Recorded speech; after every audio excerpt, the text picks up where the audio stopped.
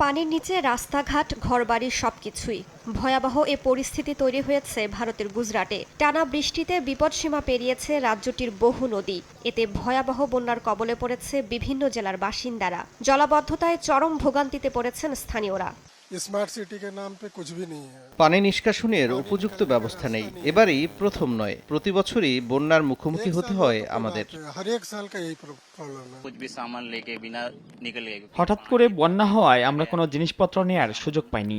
আমাদের সব টাকা, প্রয়োজনীয় জিনিসপত্র বাড়ির ভিতরে। जो भी हमारा पैसा वैसा। ভারতীয় গণমাধ্যম বলছে, বন্যার কারণে কয়েকটি জেলায় প্রাণহানির ঘটনাও ঘটেছে। জীবিত উদ্ধার করা হয়েছে কয়েকশো মানুষকে।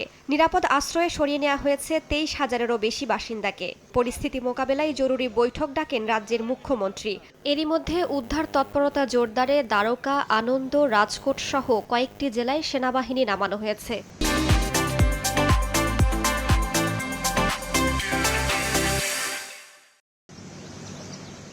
এদিকে বৃষ্টিপাত আরও বাড়বে বলে সতর্ক করেছে আবহাওয়া বিভাগ। গুজরাটের বেশ কয়েকটি জেলায় জারি করা হয়েছে রেড অ্যালার্ট। প্রয়োজন ছাড়া বাইরে বের না হওয়ার পরামর্শ স্থানীয় প্রশাসনের।